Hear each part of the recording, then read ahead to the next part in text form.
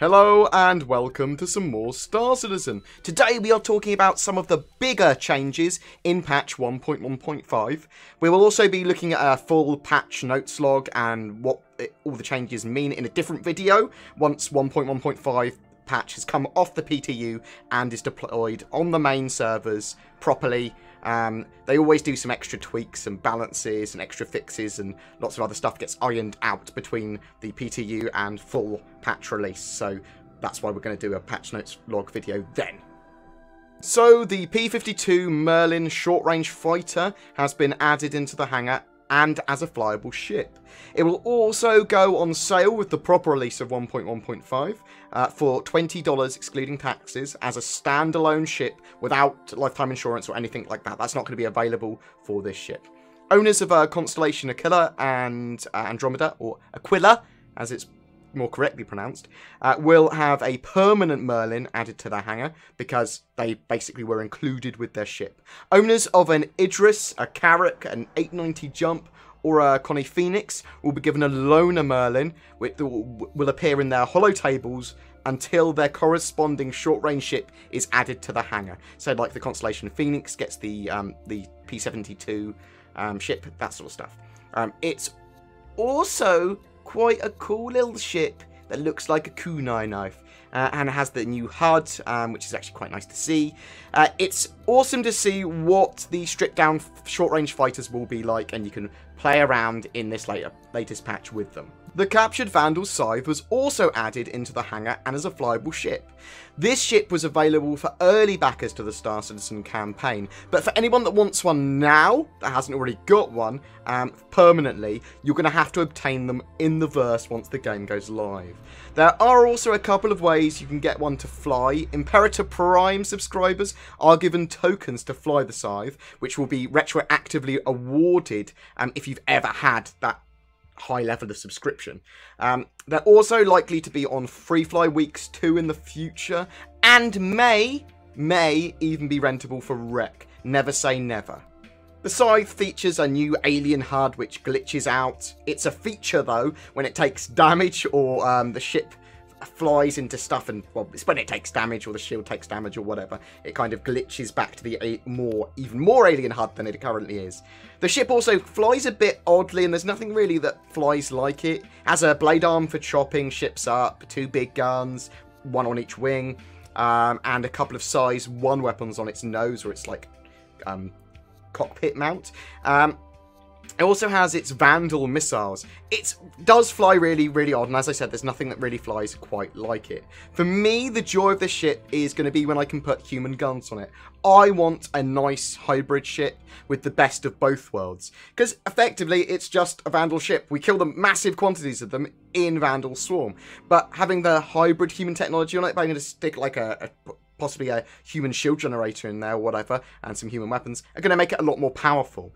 Also, for racing, I love the idea of cutting up other racers with the blade arm. So, major other patch changes that you're going to notice for this patch to the game. Battle Royale and Squadron Battle have had their maximum player count increased to 16, so that's basically doubled. This should also propagate over to other modes soon too, so hopefully in Free Flight we're going to have loads and loads and loads and loads and loads of players. Stuff has been moved around in the hangars a bit as well, so you'll notice that. Lots of multiplayer and matchmaking speed improvements, rubber band fixes, spawn-in lag, memory leak issues, lots of fixes all over the board there, and those speed improvements, really you're going to notice them. There's a new sound engine as well, though that seems to have caused some extra memory leak problems currently with weapon sounds from laser repeaters and other sound bugs that have appeared, but that should be fixed on the full deployment of 1.1.5. A great change is that players now joining in from the same ranked lobby will now be on the same team. This is great news and means we're going to start to see better team battles, more organised combats, and you're going to start to see YouTube videos of people actually seeing organised corporations and organisations fighting each other together. It's going to be absolutely great. There are so many balance changes in this patch, so we'll just talk about a few of the major ones. Respawn penalties are going to be given to pilots that intentionally destroy their ships to either reload missiles or avoid another player getting a kill on them. That will change the dynamic of the game, so you're going to get a lot less people killing themselves to get those missiles. That's really annoying. The Avenger has had its size 1 wing mounts upgraded so it can take up to size 2 weapons on each of its wings. That is a massive change to the Avenger. The boost or acceleration afterburner has been rebalanced so that it's more limited, so you really have to start trying to manage your boost fuel a bit better. A major balance change is that shield values have been doubled and shield recharge rates have been reduced, as well as all ships, it looks like, receiving, all player ships anyway, receiving a 2 times hull health boost, with actually some of them, the Auroras, the M50s, the Mustangs, and the Cutlass actually receiving a ×3 boost. There is so much more health on ships and shields now. The Aurora has also had its speed increased to 175. Great news for Aurora pilots. Pretty much all of the weapons have been rebalanced. Damage being increased across the board. The larger sized weapons now do a larger amount of damage compared to their smaller counterparts in most cases. Gatling weapons have gained loads of DPS, but lose accuracy and gain spread over distance and sustained fire. Missiles have again been a little bit rebalanced, with CS missiles being further relatively nerfed, and chaff countermeasures have also been reworked so that they have smaller size and potency, but 4 are fired in a burst. I've included a full link to the PTU 1.1.5 patch log, as well as a link to all the weapons and component stats in the description below, so you can see all of the changes to 1.1.5 PTU as it currently stands. As I said, pretty much all of the weapons have been reworked, with ballistic repeaters seeming to get an incredible amount of potential DPS at size 2 and 3. The Omniskies, which previously made monoboating so popular. Monoboating is when you put all of the same weapon or same type of weapon on the ship so that it will have the same pip, and you just all fire them together. That might now be a thing of the past, which is going to be great. Actually getting some weapon diversity on board ships and people having to think a lot more carefully about their weapon choices. Sledge 2s have also been reworked. That's the railguns, basically. They've been reworked so that they're now size 2 weapons. I think they're technically mass drivers, but anyway, but all of the weapons should be treated as entirely new weapons for this patch compared to their various versions of previous Star Citizen Alpha patches. We will also check out how these weapons perform in game in real terms in a different video in the future, again when 1.1.5 is fully live. But this patch changes so much in so many areas of balance.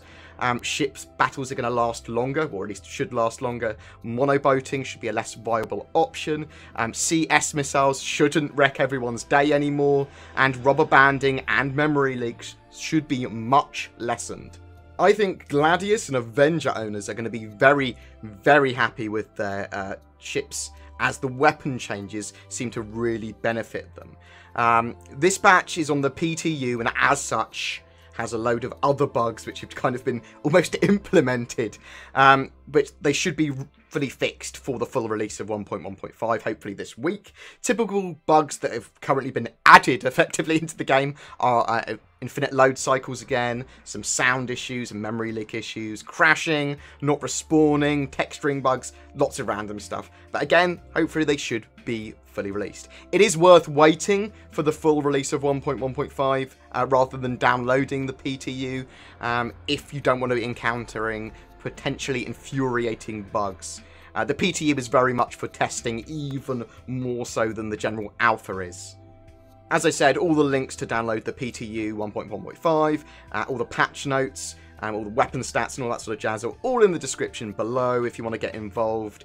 Anyway, thank you so much for listening. I can't wait for 1.1.5 to go live, and I'm so hyped for the first-person shooter module, which may be with us in 4 to 5 weeks, according to Chris Roberts in an interview given with Gamers Nexus.